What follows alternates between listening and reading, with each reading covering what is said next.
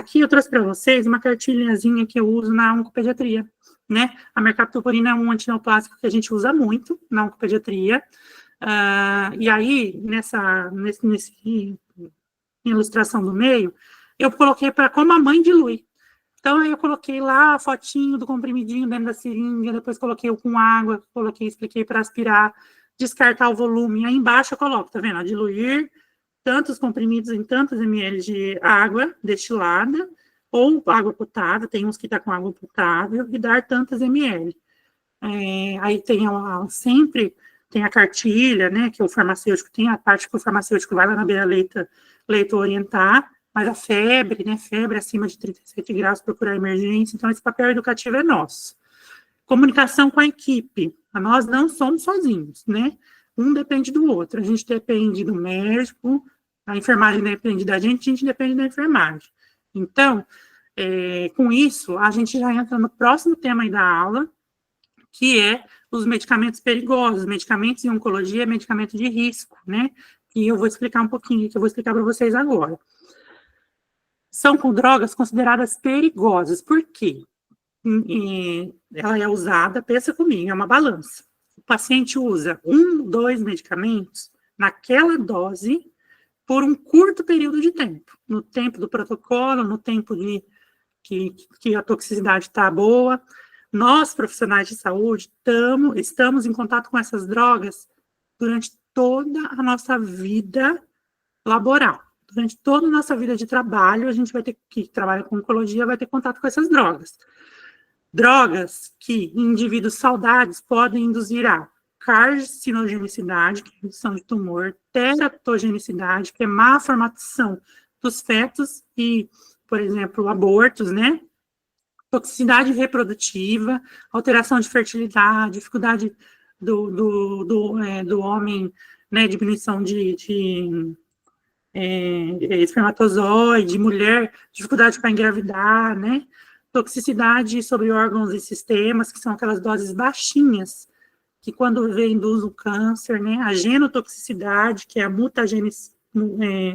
as mutações e tudo mais, e as drogas novas que a gente não conhece. Tem muita droga nova, que às vezes não está nessas listas de risco, como a NIOSH, que é uma ferramenta de dados que traz esses dados de toxicidade internacional, né, que traz uma lista dos medicamentos perigosos que precisam, na NIOSH, por exemplo, daqui que você precisa usar viseira, máscara de carvão ativado, 2 luvas, uma luva só.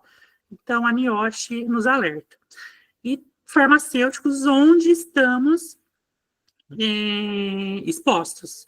Quando vamos fazer punção, aspiração, reconstituição, retirar o ar da seringa, transferir da seringa para a bolsa, a quebra das ampolas, né? Às vezes a gente corta o dedinho aí nessa pontinha, tem quimioterapia aí nessa ponta, nos respingos, derramamentos, equipos mal conectados, equipos abertos derramam, né? O derramamento, a gente tem contato com droga que não era para ter. No transporte muito brusco, rompimento da bolsa, o descarte dos resíduos, tem que ter um cuidado, tem que ter uma política da sua instituição no descarte. O descarte é muito sério, a nível, né, global, porque você pode contaminar o meio ambiente. Limpeza e desinfecção, acidentes como, né, o frasco de vidro é liso, às vezes a luva está molhadinha do álcool, escorrega, quebra, derramamento.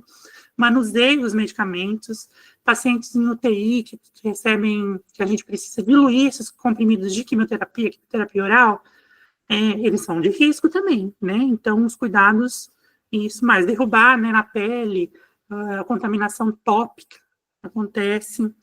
Na hora de identificar as bolsas, né, rotulá-las, pode ter vazamentos, pegou de mau jeito, furar o equipo, perfurar a bolsa. Os equipamentos que usa, né, principalmente a cabine tem que ser higienizada aí 1 vez por semana, tem que lavar tudo isso a parte de dentro, todo esse inox, com o quaternário, que é uma substância pronta para neutralizar esses metais pesados dos quimioterápicos, então todos esses cuidados. Então, quais os tipos de profilaxia na hora de lidar com esses medicamentos perigosos? Cabine de segurança, classe 2, tipo 2, né, tipo B2, que precisa ter, né? Nada substitui a cabine dentro da oncologia. Hoje tem os dispositivos de transferência de sistema fechado, que são dispositivos que hermeticamente travam no frasco, né, e insuflam e não deixam o aerosol, né, a contaminação por aerosol vazar no ambiente. O correto uso do EPI, né, nós farmacêuticos da oncologia somos assim multiplicadores do cuidado com os EPIs, né? Tanto é que lá na nossa instituição a gente tem treinamento de EPI, porque a gente vai lá na CAF, que é no almoxarifado de medicamentos, treinar se quebrar um remédio, lá na enfermagem, tem troca, né? A enfermagem orienta uma vez por ano, a gente orienta uma outra vez por ano.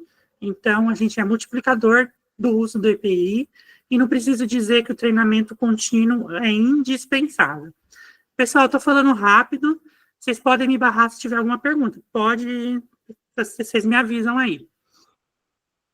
Como eu falei, a NIOSH traz esses alertas, né, para aumentar a nossa consciência de risco da saúde de nós, trabalhadores, né, dessas drogas perigosas. Ela também mapeia para nós, lá na medicina do trabalho, que a gente vai colher exame uma vez por mês, uma vez por ano, que faz o raio-x do tórax, colhe sangue, passa com a médica do trabalho, porque a NIOSH também nos alertou um dia que isso é fundamental para a saúde dos profissionais de saúde que atuam em oncologia. E também padronizar, claro, de forma universal, os cuidados que a gente tem que ter com essas drogas. A gente, como eu disse lá no começo, tem a linda atuação dentro da oncologia do farmacêutico na pesquisa clínica, né? Gente, é uma responsabilidade tão grande ser farmacêutico de pesquisa clínica, porque você é um responsável. A gente até, eu não sei se isso é público, né? Mas assim, a gente chama de delegado de estudo. Tem o farmacêutico delegado daquele estudo. Ele recebe um guia dessa grossura, ele tem que ler tudo, o que pode ter de evento adverso, e acaba que ele norteia o médico. Doutor, agora vai escalonar para a dose tal, tem que colher o exame na hora tal, pós-administração, hora tal, hora tal. Então, o farmacêutico, ele monitora todos esses eventos relacionados aos medicamentos. Na logística, né, esses medicamentos às vezes vêm de fora do Brasil, então o farmacêutico tem que entender se tem o freezer de menos 80 graus para receber esse medicamento, então ele cuida dessa logística, ela é fundamental também na ponta para ver o que acontece. Na gestão dos protocolos, então protocolo de infusão, protocolo de coleta de sangue, né, porque tem que monitorar sericamente a dosagem dos medicamentos. E também o farmacêutico de pesquisa clínica, ele faz a interface com as partes interessadas, com o laboratório que está estudando aquela droga, o que a gente chama de patrocinador, né, o investigador, né, que são os PIs, que são os médicos, e além disso, questões de ética, de acompanhar esse paciente, de conversar com esse paciente todo dia, de quando esse paciente chegar na emergência, encaminhar ele para a pessoa certa, porque tem um médico de plantão da pesquisa clínica. E o último assunto que nós vamos falar é sobre o CARTCEL, que uma nova área que o farmacêutico aí surgiu no ano passado, né? O CARTCEL dentro da oncologia vem aí como uma terapia de solução, mas que para o farmacêutico olha uma mão de obra, viu? Então, qual que é a nossa atribuição do farmacêutico no CARTCEL? É gestão das terapias com células, nas células T, né? Porque eu vou explicar ali no próximo slide o que é o CARTCEL. Fazer a informação ao paciente, à equipe de saúde, que dia que vai infundir, como vai infundir, qual é o antídoto, e a colaboração multidisciplinar de educação. Tudo que você leu, você compartilha, porque o intuito, no final das contas, é dar tudo certo. São terapias caríssimas, não estou falando de 100 mil, 200 mil, estou falando de 6 milhões, né, de reais. Então, você imagina o dia de infusão? Imagina a tensão que a equipe não fica de infundir um frasquinho de 6 milhões de reais? Então, é isso.